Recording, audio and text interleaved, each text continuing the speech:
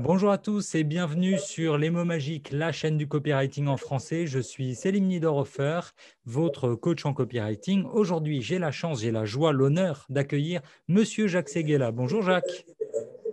Bonjour, bonjour Vous le allez… magicien. Bah oui, on essaie. Magicien, c'est vous, c'est plus vous que Magicien, nous pour c'est le moment. fabrique de magie. C'est ça. Comment allez-vous? Parfait. Je suis déconfiné, c'est-à-dire que je tue le temps pour que ce ne soit pas le temps qui me tue. Bon, mais le temps ne vous tuera pas, je crois que vous le dites encore, vous le répétez encore. J'ai lu votre dernier ouvrage et alors, bon, il faut savoir, si vous avez vécu sous un rocher dans une grotte ou sous l'eau pendant les 50 dernières années, Jacques Séguéla, c'est un peu le papa de la publicité en France. Il n'y a pas plus connu que lui. Et là, qu'est-ce qu'on lit? Ne dites pas à mes filles que je suis devenu écolo, elles me croient publicitaire. Pour tout le monde, vous incarnez le publicitaire et là, tout à coup, vous vous révélez écolo. Qu'est-ce qui s'est passé? Qu'est-ce que c'est que cette révélation? J'ai été appelé il y a maintenant un an et demi par un de mes clients, le patron du groupe Rekit, qui m'a dit est-ce que vous pouvez venir dîner avec moi à Londres? Je sautais dans un avion.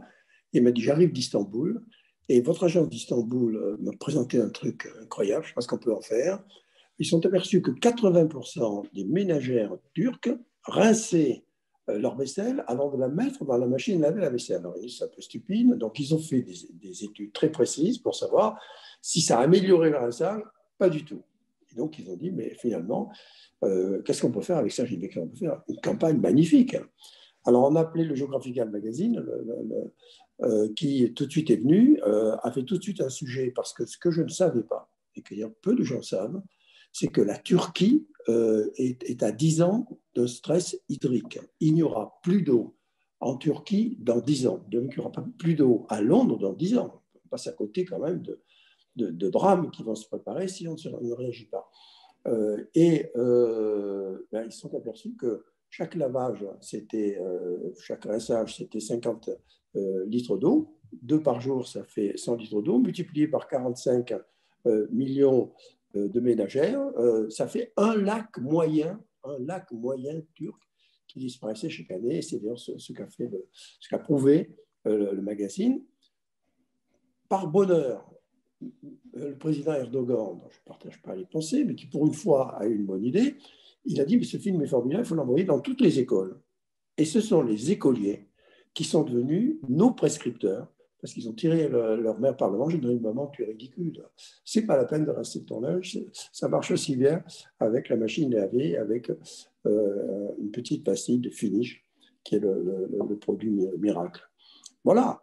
Et ce jour, le lendemain, je partais en vacances. Je me suis mis à la table du travail, moi je commence toujours mes livres en Noël, et je me suis aperçu que à cet instant-là, le 1er août, à partir de ce jour-là, la Terre vivait à crédit, c'est-à-dire qu'on avait déjà épuisé toutes les ressources naturelles de la Terre. Et aussi que la masse animale, qui, il y a X millions d'années, quand l'homme est arrivé sur Terre, pesait 99% de la masse sur la Terre et l'homme 1%. Aujourd'hui, c'est inversé. Il y a 99% d'hommes sur la Terre et 1% d'espèces animales. Et si on ne la protège pas plus, ben demain, il y aura 0% de masse animale, c'est qui Bien m'a sûr. donné l'envie. Voilà. Mais ce n'est pas un livre sur la publicité, même s'il y a quelques campagnes de publicité, etc., parce que c'est ma vie. C'est un livre qui veut faire comprendre qu'il y a deux écologies. Il y a l'écologie politique, je ne peux pas la critiquer, ils font ce qu'ils peuvent, et quand même ils arrivent à influencer les gouvernements, ce que je ne saurais pas faire. Mais il y a surtout l'écologie de tout le monde, la vôtre, la mienne, l'écologie de la femme, de la rue. L'écologie, c'est un état d'esprit. C'est un art de vivre. Bien sûr. Ça ne peut pas être politisé, ce n'est pas de droite ou de gauche, non, c'est à tout le monde. Et Oui, c'est c'est ce cette que vous rappelez bien, écologie-là, hein. voilà, écologie heureuse, hein, parce que moi je pars du principe que les optimistes ont inventé l'avion, les pessimistes le parachute, je reste dans l'avion et tous les écolos, mais pas verts, tous Bien les sûr. écolos qui veulent me suivent. D'accord, ouais, effectivement, vous parlez des collapsologues, vous parlez un peu de soft écologie et de hard écologie. Aujourd'hui, on a des mouvements comme Extinction Rebellion qui sont dans le dur. Ils ne veulent pas de transition, ils veulent qu'on y aille directement. Mais Pourquoi ils leur ne pourront message, pas. pourquoi leur message, il ne passe pas? En fait, moi, je suis content de vous Parce parler aujourd'hui à quasiment 37 ans parce que depuis que je suis gamin, je lisais le journal de Mickey. Le journal de Mickey dans les années, à la fin des années 80, début des années 90, c'était plein de messages écolos dedans. Il y avait Alain Bougrain-Dubourg et à la télé à l'époque, on avait Nicolas Hulot avec Ushuaïa. Donc moi, j'ai été sensibilisé très très vite à l'écologie. En plus, bon, on est un peu germanique dans la famille, donc l'écologie, moi, ça a toujours été là. Et ce que je ne comprends pas, c'est pourquoi 30 ans plus tard, on en est à le plus grand publicitaire de France qui sort un livre sur l'écologie. Est-ce que l'écologie a eu une mauvaise agence pendant 40 ans? Elle n'a pas eu une mauvaise agence, elle a sombré dans la politique, qui est un non-sens, parce que l'écologie n'appartient pas à la gauche, hein, elle appartient à tout le monde. Bon, c'est la gauche qui s'en est emparée. C'est vrai que les valeurs de gauche peuvent passer pour plus écologiques, peut-être que les valeurs de droite, et encore, qu'est-ce que ça veut dire? Mais de toute façon, ils ne peuvent pas faire une OPA sur l'écologie. C'est justement ce qui a entraîné le drame de ce durcissement permanent des Verts manifestants, parfois allant même jusqu'à l'affrontement, qui a fait qu'ils n'ont pas été écoutés. Moi, j'ai voulu écrire un livre en essayant de le rendre drôle, de mettre quelques punchlines par-ci par-là pour réveiller l'attention, mais surtout qui, chaque fois, est en trois parties. La première partie, que pensent les collapsologues? Bien Bon. sûr. Toujours la partie Deuxième négative, la partie, partie voilà. pessimiste. Deuxième partie, à peu près à égalité de même temps de lecture, que pensent les non-collapsologues, ceux qui y croient, comme moi, ceux qui pensent que si on fait des choses, on va s'en sortir. Et troisième partie, la plus importante, mais comment on s'en sort? C'est finalement beaucoup plus simple qu'on ne peut croire.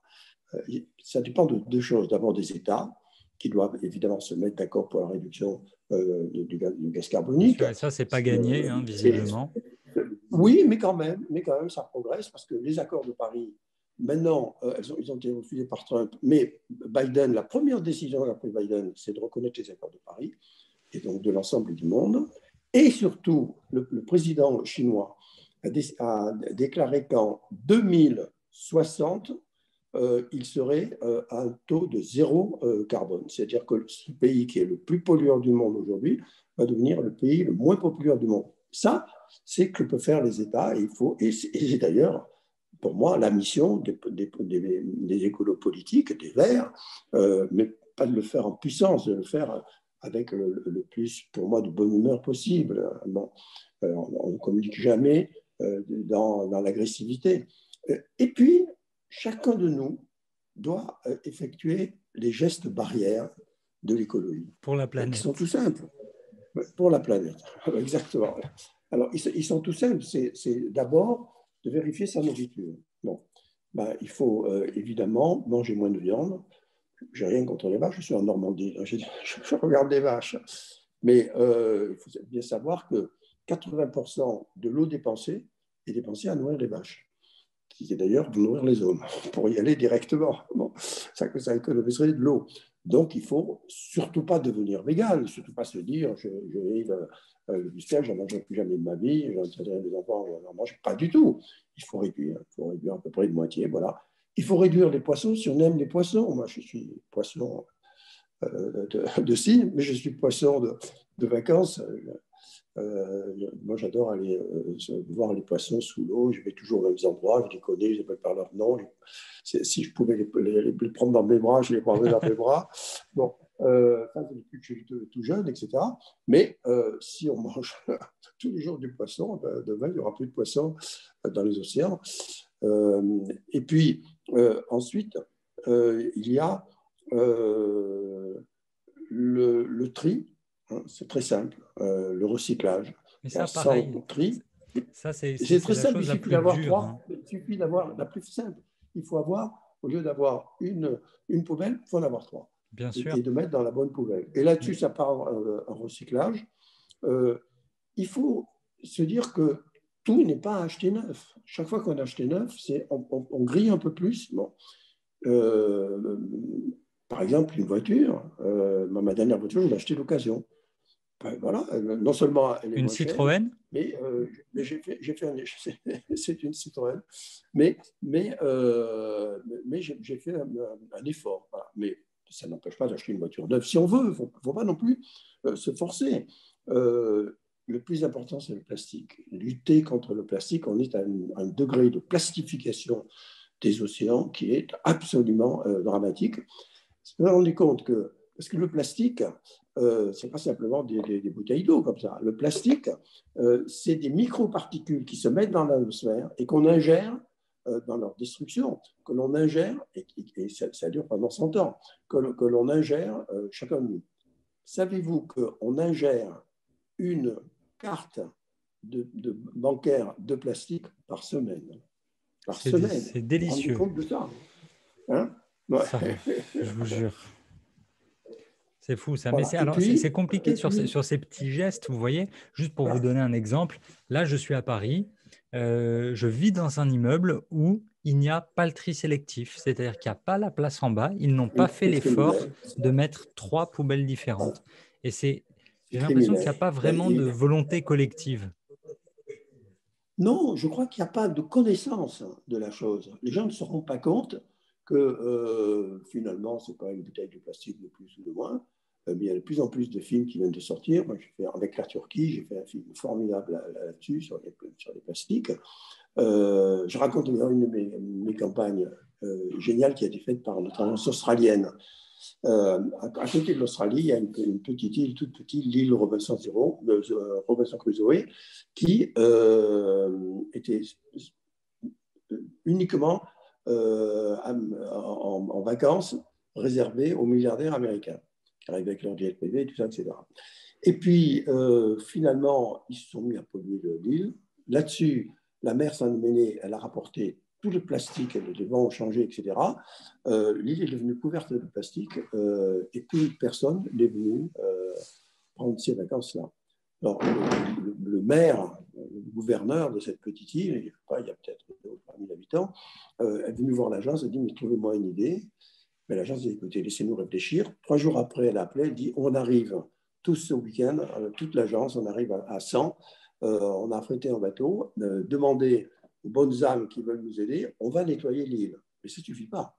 Après, il faut qu'elle reste propre. Et c'est là Bien où il y a sûr. l'idée formidable de l'agence, qui est de dire, sur votre passeport, quand vous allez rentrer dans cette île, pour pouvoir rentrer, il y aura un tampon que va donner l'officier de la douane, sur lequel vous prendrez 5 engagements. Je ne pollue pas, je ne jetterai pas mes bouteilles de plastique. Je suis là, les 5 Et si vous ne signez pas, vous n'entrez pas. Eh bien, ça, c'était il y a 1 an et demi. L'île a retrouvé ses milliardaires. Enfin, maintenant, c'est plus difficile avec le Covid, mais juste avant le Covid. Et elle est l'île la plus propre. Et elle en fait même sa publicité. Donc, c'est une sorte de bonne volonté. Ce que l'on ne sait pas, c'est que là, tous les deux, on est en train de griller. Je sais. Parce que le net 7 jours de net correspondent à 5000 kilomètres de train au niveau de la pollution. Par exemple, dès qu'on en a fini avec ces emails, il faut les larguer, il faut les jeter, sinon ils partent dans les trucs, ils consomment de l'énergie, etc. Il ne faut pas laisser les ordinateurs ouverts en permanence, il faut les fermer dès que l'on peut. C'est des petits gestes dont il faut prendre l'habitude et qui après font qu'on va y arriver. Ce n'est pas très compliqué. Il faut que d'ici 2050, la température ne progresse pas plus de 1,5%. C'est à notre portée et ces dernières 250 années, la température a progressé de 0,8. Alors, on dirait que les choses sont accélérées, que c'est vrai qu'il y a un réchauffement de la planète et tout ça, mais on peut y arriver, ce n'est pas impossible. Et deuxièmement, il faut que les océans ne montent pas plus de 60 cm. Mais on peut se protéger, on a 30 ans devant nous, on peut se protéger de 60 cm dans les temps devant nous. Si on regarde bien la Hollande, c'est un pays qui est en dessous du niveau de la mer. Ils ont su protéger leurs rivières, leurs ports, etc., et faire qu'ils ne sont pas inondés.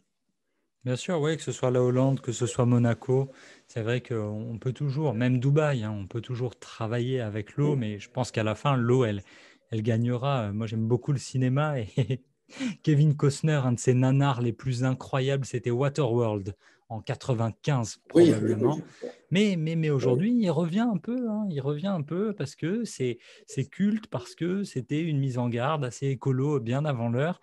Alors là, là, vous étiez en train de commencer à parler des GAFA, effectivement, qui, c'est pas très écolo tout ça. Vous avez dédié un livre entier.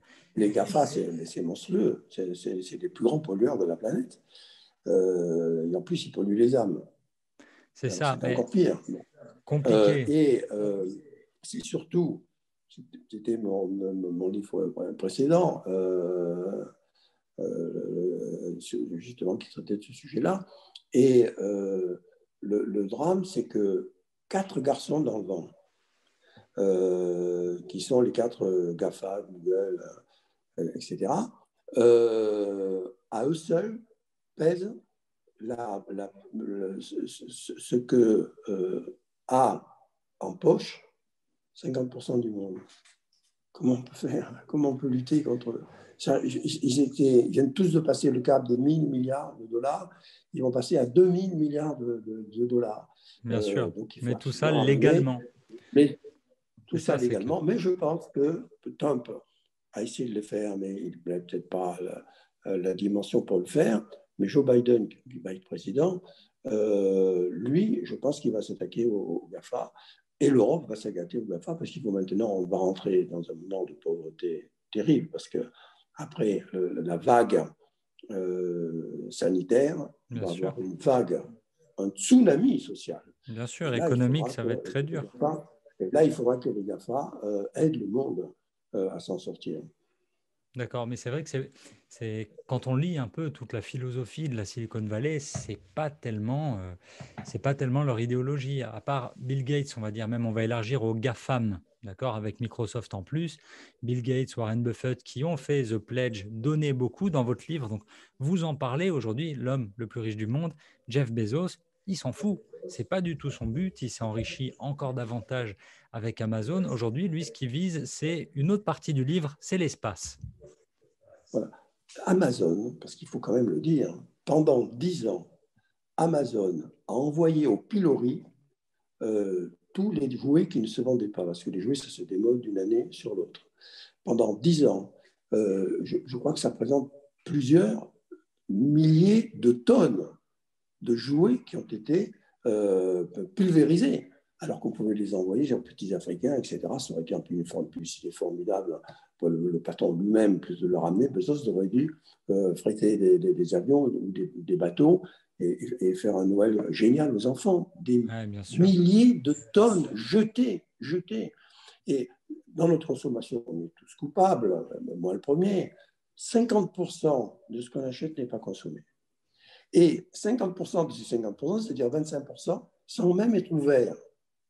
Ouais, J'ai bien fait une sûr. campagne en Angleterre Ouais, vous la racontez où, dans le livre. C'est génial, ça. oui, oui, c'était génial. Les Anglaises, elles ont la phobie des taches. Quand elles se tachent un chemisier ou un t-shirt, elles ne le lavent pas. Elles le jettent. Alors, nous, on est allé récupérer leur chemisier qu'elles jetaient dans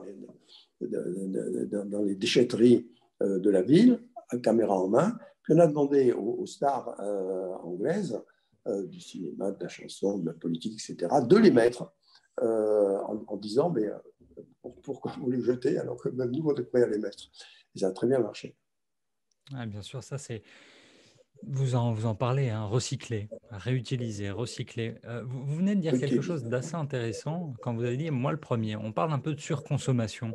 Est-ce que le rôle de la publicité dans les 30 glorieuses, est-ce que cet accès à la consommation, à la surconsommation, on n'est pas en train de le payer? Est-ce que, en gros, aujourd'hui, cette crise écologique, on n'est pas en train de payer le fruit de votre travail, du travail d'une vie? Oui, bien sûr, mais moi d'ailleurs, je me souviens d'avoir fait une affiche dans la fin des années 80, trop de pub, tue la pub, qui est devenu un slogan d'ailleurs que tout le monde me prête, mais je l'ai écrit à ce moment-là, pour expliquer, faisons moins de spots mais faisons-les plus chers avec plus de moyens. Et ça aura plus d'efficacité. Parce que c'est aperçu qu'un spot de talent qui a mis les moyens pour faire une bonne publicité a 5 fois plus en moyenne d'efficacité qu'un spot ordinaire. Ça peut parfois aller jusqu'à 12 fois plus dans les grandes campagnes qui ont des succès mondiaux, etc. Donc, faisons-en moins, faisons-le mieux. D'ailleurs, le slogan de la vie qui nous attend, c'est consommons moins, consommons mieux. Et vivons plus. Bien sûr. Vivre plus, vivre plus nombreux. Vous parlez aussi un chapitre très intéressant sur les terriens. Ça, c'est ultra important. Donc là, vous parliez trop de pub, tue la pub. Ça me rappelle mes cours d'éco quand j'étais jeune. C'était la courbe de l'affaire sur les impôts. Trop d'impôts tue l'impôt. Et là, un autre point ultra important, la bombe démographique. Comment on fait? Parce que ça fait des années quand même qu'on nous alerte. Depuis les années 70, ça a toujours été une crainte des Je me mets sur gouvernements le côté parce que j'ai le successifs. soleil dans Bien les sûr. yeux. Oui, oui. Comment on fait pour assurer un avenir à tout le monde? Est-ce que c'est possible? Est-ce que la Terre, elle peut nourrir tout le monde? Est-ce que les projections de population... Et c'est Nicolas Sarkozy qui m'a mis la puce à l'oreille. Moi, je le connais depuis 40 ans. Je lui ai présenté Carla Bruni, donc tout ça s'est rapproché, etc. Et à la conférence annuelle d'été des grands patrons, il était invité et tout d'un coup, il a pris la parole. Il a dit, vous voyez, moi, j'ai 65 ans.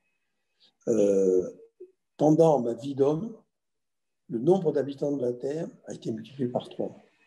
Les gens disent, mais non, mais... Et il a sorti les chiffres. Bon. Il dit, mais si on continue comme ça, c'est fini.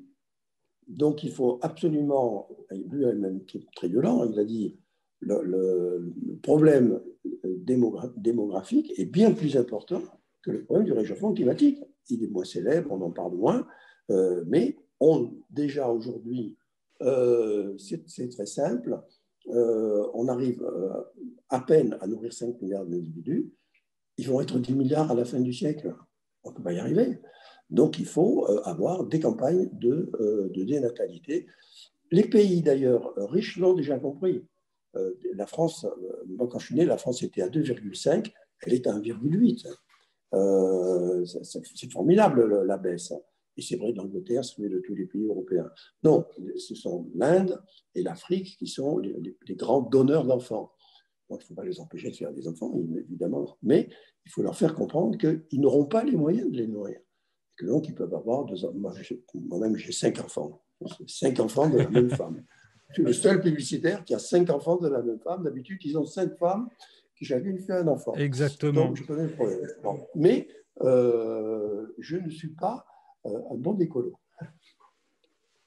Ça arrive. Au moins, on en parle. C'est important, je pense, surtout pour les jeunes générations. Moi, je suis papa depuis pas très longtemps et cette question, elle est dure. Le réchauffement de l'air, toutes les maladies pour les enfants. Vous parlez un peu des maladies infantiles, de tous ces enfants qui meurent à cause de l'eau polluée, à cause de l'air pollué.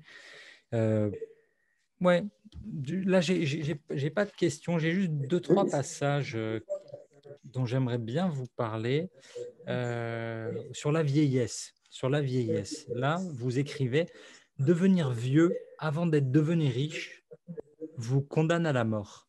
Devenir vieux avant d'être devenu riche vous condamne à la mort. » Oui, bien sûr, parce que il n'y a pas de... Alors, en France, on a des retraites, mais d'une manière, là, c'est un livre qui est mondial. D'une manière générale, à l'époque, la tradition était que des enfants, des parents élevaient les enfants et les amenaient voilà, entre 20 et 30 ans. Et puis après, les enfants prenaient le relais et ils accompagnaient leurs parents depuis 70 ans et le plus longtemps possible. C'est sorti des mœurs, c'est fini. Les jeunes couples ne l'acceptent pas, là, ne le veulent plus. Donc, la vieillesse est un naufrage. Ils ne veulent plus ou ne peuvent plus. Moi, C'est ça qui est compliqué aussi. C'est que vu les vies qu'on a aujourd'hui, quand on est obligé de venir bouger, travailler enfin, on déménage pour le travail. Quand on a des parents qui restent dans leur lieu de résidence, c'est dur. Ce mode de vie, enfin, c'est très compliqué s'occuper de Oui, ses oui, parents aujourd'hui. Je le dis à regret, hein, mais c'est vrai que nos vies économiques, la précarité de nos emplois nous oblige à nous rendre plus disponibles aujourd'hui pour oui. nos jobs que pour la famille. En France, il y a 18% de plus de 70 ans. On est comme 18% de la population. Il y a un deuxième problème, c'est que ceux qui sont devenus riches, je m'entends, pas milliardaires, mais qui ont certains trains de vie, comme ils ne partagent pas avec leurs enfants, parce que c'est finalement un peu chacun pour soi dans les familles, ben, ils empêchent les enfants de produire si les parents leur donnaient plutôt leur legs, ils empêchent les enfants de créer des sociétés, de bouger, de faire fructifier leur fortune. Donc les pays sont en train aussi de s'appauvrir. La vieillesse appauvrit les pays. Euh, et Et quand je vois que chez nous, on n'est pas capable de reculer la retraite de 2 ans, moi, j'ai fixé l'âge de ma retraite à 100 ans. c'est Donc, je ça, ne vois pas encore 14 comment. ans. Allez, encore 14 ans de travail. Encore 14 ans, j'y arriverai. Je vous le souhaite. Moi, j'ai encore envie de vous lire. J'ai envie de vous lire encore. Alors, par rapport à ce qu'on est en train de raconter là sur le troisième, quatrième âge, est-ce que ce qu'on vient de vivre là avec le Covid, c'est pas une inversion totale du cycle de la vie? D'habitude, le cycle de la vie, c'est ce qu'on disait, ce sont les vieux, on va dire, qui se sacrifient pour les plus jeunes. Est-ce que là, on vient pas de marcher complètement sur la tête en essayant de protéger nos seniors, Oui, quoi c'est-à-dire qu'il en que, coûte? oui, on ne protège pas nos seniors. On protège, on se défend d'arriver à un moment, j'espère qu'on va l'éviter, mais ça a été à deux doigts, à un moment terrible pour un politique de dire je choisis ceux qui seront soignés et ceux qui vont mourir. On ne peut pas pardonner à une république, on ne peut pas pardonner à des politiques, à un président d'en arriver là. Donc, tout ce qui a été mis sur les troisième âge pour les protéger et tout ça, c'est parce qu'on n'a pas suffisamment de respirateurs et de réanimateurs pour ça.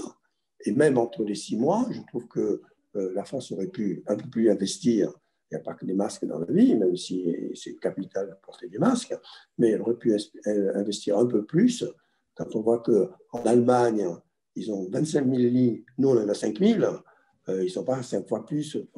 Et quand on regarde les Chinois, ils ont construit en 15 jours des hôpitaux de campagne, mais ils avaient tout le matériel et tout ça. Et d'ailleurs, on ne connaît pas les chiffres, et certainement ils doivent être écoutés un peu. Enfin, on peut dire que c'est quand même un des pays qui a le mieux vécu cette immonde pandémie. C'est le problème possiblement de l'ennemi invisible. On ne le voit pas. Dans le livre, vous parlez, Oui, vous dites, on a il y a vécu le aussi. nazisme, on a vaincu le communisme, mais là, c'est un ennemi qu'on ne voit pas. Comment on alerte? Oui, Comment on communique là-dessus? sur l'agisme, moi j'ai d'abord un slogan. Je dis la vieillesse commence lorsque les regrets l'emportent sur les rêves. Comment peut-on avoir des rêves quand on est dans un EHPAD? Où est la partie du rêve? On joue à la belote avec ses copains, voilà, et qui ont c'est le prison break des rêves. C'est épouvantable, on ne peut pas s'échapper. Et en plus, les enfants vont les voir une fois par mois quand ils peuvent, etc. Donc, il faudrait revenir, mais c'est un problème de moyens. Ce sont les logements qui ont détruit la protection de nos aînés. Le prix des logements dans les villes, j'ai vu en plus que maintenant la France et l'Angleterre retrouvent la Chine dans le prix du mètre carré. C'est Hong Kong, pas l'ensemble de la Chine, même si c'est très cher à Shanghai et à Pékin, mais la ville du monde où les loyers sont les plus chers, c'est Hong Kong, et la France et l'Angleterre viennent de retrouver ces prix-là. Donc, on ne peut pas loger un parent. C'est pas qu'on n'aimerait pas avoir ses parents avec soi, on les prendre dans ses bras et tout ça, mais le niveau de vie et l'argent gagné par chaque famille ne le permet pas, ne le permet qu'aux familles qui sont des familles aisées, ne permet pas à l'ensemble des familles. C'est là-dessus qu'il faut lutter. C'est Bien sûr. là-dessus qu'on ne fait pas assez. C'est scandaleux. Aucun président n'a tenu le nombre de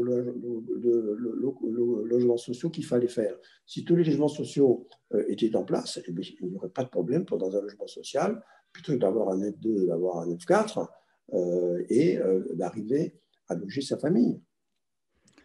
Pas des sujets évidents, mais bon, on espère qu'un jour ça avancera, ça ira mieux. Pourquoi est-ce qu'il faut lire ce livre, Jacques Séguéla? Il faut lire ce livre d'abord parce qu'il va vous faire aimer l'écologie et il va vous faire aimer la Terre. Finalement, la Terre, c'est notre mère nourricière à tous et à l'état de tout le monde. Et depuis qu'on est sur Terre, on la maltraite. Parce que le premier pollueur du monde, c'est l'homme, c'est l'humain. C'est lui qui a décimé la biodiversité, c'est lui qui a fait n'importe quoi avec l'eau, etc. etc. Et donc, il serait temps d'aimer la Terre. Et aimons la Terre, et elle nous rendra, elle nous évitera la catastrophe du réchauffement climatique. Superbe, merci beaucoup. J'ai envie de vous poser des questions sur l'écriture, votre technique d'écriture. Comment vous travaillez? Vous dites que ça vous a mis 1 an et demi, c'est ça, pour l'écrire? Oui, oui, oui. Moi, j'écris à la plume, à D'accord. l'encre, sur du papier bleu. Parce que tous les écrivains, moi, je ne me prends pas pour un écrivain, même si j'ai écrit 33 livres, 33 livres, vous mais pouvez à ce niveau-là. bon, alors, donc tous les écrivains ont leur tic. Bon, moi, j'écris avant, et je ne peux pas me relire. Il n'y a que mon assistante qui peut me relire. Donc, D'accord. j'écris, parfois sans savoir exactement ce que j'écris. Je laisse partir l'inspiration. J'ai l'impression que mon stylo est directement branché sur le cerveau et que ce n'est pas moi qui écris. Ça se passe ailleurs, ça se passe sans moi. Voilà. Et les meilleures pages, c'est toujours celles qui n'étaient pas préparées, qui n'étaient pas vues, etc. Parce que j'ai un vague plan, mais j'écris tout ce qui me passe par la tête. Donc, je fais un livre qui fait 2 fois à peu près le livre final. Et à partir de là, je réécris 12 fois. Waouh. 12 fois. C'est-à-dire que je reprends le livre, je ne réécris pas tout, mais j'ai 12 corrections, une relecture complète, etc. L'écriture lui-même du livre, c'est 6 mois.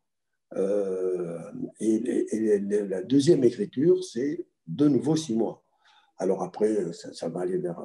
parfois, j'ai un livre tous les ans, mais c'est un peu trop tôt. Après, je freine presque la sortie du livre pour ne pas agacer le lecteur qui ait le temps de lire aussi les livres des autres auteurs. D'accord. Et Plutôt, après, le bonheur, c'est le jour où il arrive. C'est pour ça que le livre ne mourra pas. Le jour où il arrive, on le prend, on le regarde comme si ce n'était pas vous qui l'avez écrit, on le respire. Il a une odeur qu'il n'y a nul autre pareil, il n'y a rien d'autre. Cette odeur-là, vous respirez un ordinateur, ça respire la puanteur d'un ordinateur. Voilà. Vous le mettez là et vous l'embrassez, c'est votre enfant, c'est votre bébé et vous allez le partager avec tout le monde. C'est pour ça que, Monsieur le Président, allez, réouvrez les librairies, c'est dégueulasse ce que vous nous faites. On a tous passé 1 an, 2 ans à faire un livre et on va le jeter aux oignons. Allez, allez. non. En parlant d'odeur, parce que celui-ci, il est tout neuf. Il sent le neuf, alors que là, j'en ai 2 autres. Hollywood lave plus blanc, 1982 de mémoire. Oh là, Et 1982, oui. ne dites pas à ma mère qui sent. Il sent 1979, celui-ci. C'est fou. Alors Pour c'est le formidable coup, parce que celui-là, c'est la suite. exactement. Ne dites pas à ma mère que je suis dans la buissée, elle nous rappelle un de bordel. Et là, ne dites pas à mes filles, parce qu'entre-temps, j'ai eu 5 enfants et j'ai mes 2 filles, que je suis devenu écolo, elle me voit publicitaire, donc la boucle est bouclée. C'est ça. C'est le dernier mot c'est le dernier mot du publicitaire. Moi, j'espère qu'on aura encore d'autres livres. Vous travaillez déjà sur autre chose? Vous avez déjà d'autres projets? J'ai un projet, mais il est très compliqué.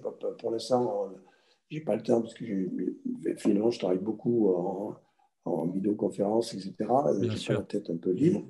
Mais quand j'aurai des vraies vacances, je vais écrire sur l'espace. D'accord. Ouais, effectivement, bah, il y a déjà tout le passage.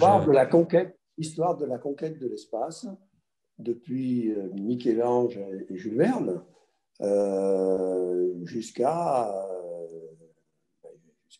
on va aller sur Mars demain matin. Hein. C'est ça, Branson, Bezos et Elon Musk. Voilà, absolument. Et surtout Elon Musk, qui est le plus génial de tous.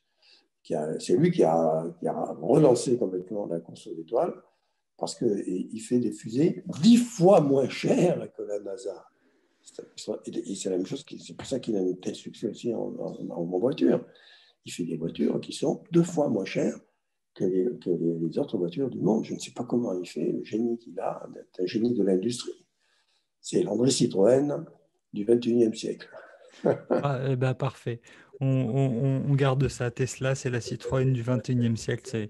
C'est parfait. Est-ce que vous auriez, pour boucler cette interview, Monsieur Séguéla, est-ce que vous auriez un conseil pour un jeune copywriter, pour un jeune publicitaire qui se lancerait aujourd'hui ou pour n'importe quel commerce aujourd'hui qui traverse un peu cette crise? Comment on fait pour bien communiquer en 2020, en 2021? Une leçon, un conseil. Bon, il faut absolument se digitaliser. Ce n'est pas que j'ai la passion, même si c'est assez exprimé dans Le diable s'habille en GAFA. Tout petit commerce, même le plus petit qu'il soit, doit être digitalisé. Donc, il faut exiger de l'État des bourses de digitalisation. Et la digitalisation, ça ne suffit pas. Il faut exiger de l'État qu'il y ait, chaque fois que vous avez décidé de passer à l'ordinateur et au numérique, que vous ayez quelqu'un pendant une semaine qui vient vous apprendre à vous servir des outils et que ce soit gratuit. La seule façon de sauver le petit commerce, bon, là, l'État a fait ce qu'il pouvait, il y aura quand même beaucoup de casse, mais il n'y aura plus de casse le jour où nous serons tous devenus des petits Amazones. Je le dis en crachant le mot d'Amazon, qui va mettre des millions de gens au chômage, qui est en train de, je le disais, c'est le plus grand pollueur du monde, sans aucun cœur, même pas penser à offrir ses jouets aux petits gosses qui en avaient besoin dans le monde. Enfin, c'est monstrueux, ce goût de l'argent. C'est le besoin de pouvoir, mais il a créé quelque chose qui est désormais inévitable. Et il ne faut pas supprimer les libraires pour autant, parce que Amazon, c'est très gentil, mais c'est un robot. Vous allez chez un libraire, vous dites, tenez, vous avez un nouveau Séguéla, mais ça m'intéresse, vous l'avez lu. Oui, des libraires, je l'ai parcouru, vous savez, c'est intéressant. C'est peut-être un des meilleurs livres de Séguéla, vous devriez le prendre. C'est pas Amazon, hein, c'est pas cliquer. Non, c'est pas cliquer, c'est aimer. C'est pas la même chose. C'est ça, c'est pas liker, c'est aimer. Jacques Séguéla, un grand merci. Votre ouvrage Coup de cœur édition, c'est Ne dites Voilà. pas à mes filles que je suis devenu écolo, elles me croient publicitaire. Il faut le lire si vous n'avez. On a tous les deux, c'est parfait. On a le même. C'est calme. Merci beaucoup pour votre temps, merci pour vos conseils et j'espère vraiment que tout le monde pourra écouter votre message de recyclage, de manger un peu moins de viande, voyager moins loin, voyager moins vite. Ah oui, l'avion. Il y a beaucoup de choses dans le livre. Beaucoup de choses dans le livre, exactement. Il faut aimer les arbres, il faut aimer la marche, il faut garder l'énergie, parce qu'il faut changer d'énergie, mais il faut garder l'énergie atomique. C'est la meilleure des énergies, celle qui coûte le moins cher, celle qui fonctionne le mieux, etc., etc., etc. Sur chaque chapitre, il y a des milliers d'idées dans lesquelles on peut se servir. Exactement. Il faut lire le livre. Maintenant, on a fait le teaser. Maintenant, il faut lire le livre. C'est exactement ça. Merci, au revoir. Merci beaucoup. Au revoir.